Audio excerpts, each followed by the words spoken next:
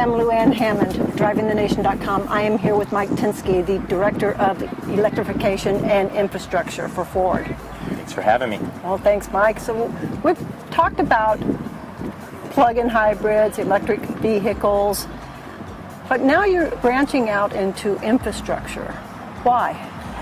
So when we entered the electrification space with our vehicles, and as you know, we have several plug-in vehicles like the Fusion Energy that we're driving today. That vehicle actually recharges battery from the grid.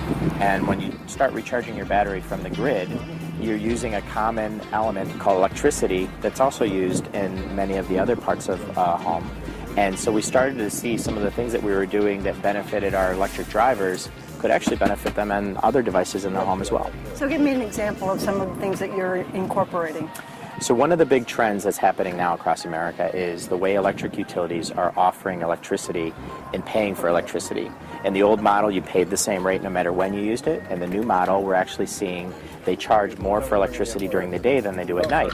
And that works really well for an electric vehicle because your vehicle is typically charged at night. So it takes those low costs that are already low and makes them even lower to drive on electricity. So what happens if I plug it in at a certain time during the day, but it's the most expensive, but I leave it in all night long? So say you came home from work at 6 p.m., you plugged in, the vehicle's smart enough to know that in your zip code, the rates don't lower until 11 p.m. and won't start the charge until that time. Now, is the vehicle smart enough, or is it the infrastructure that's smart enough? So it's the vehicle is tied into the Ford cloud, and the Ford cloud knows about the infrastructure across the whole U.S.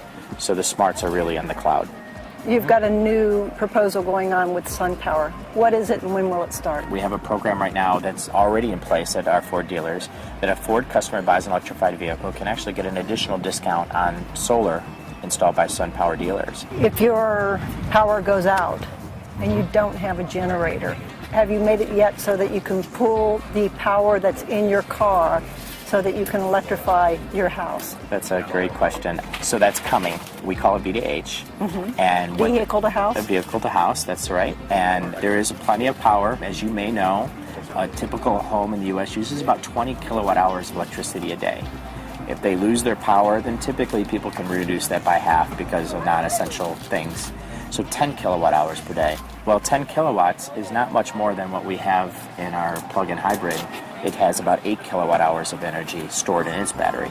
So you can get an idea that there is power and how long that power could last. So stay tuned. Okay, we'll do it. Thank you so much, Mike. Thank you very much.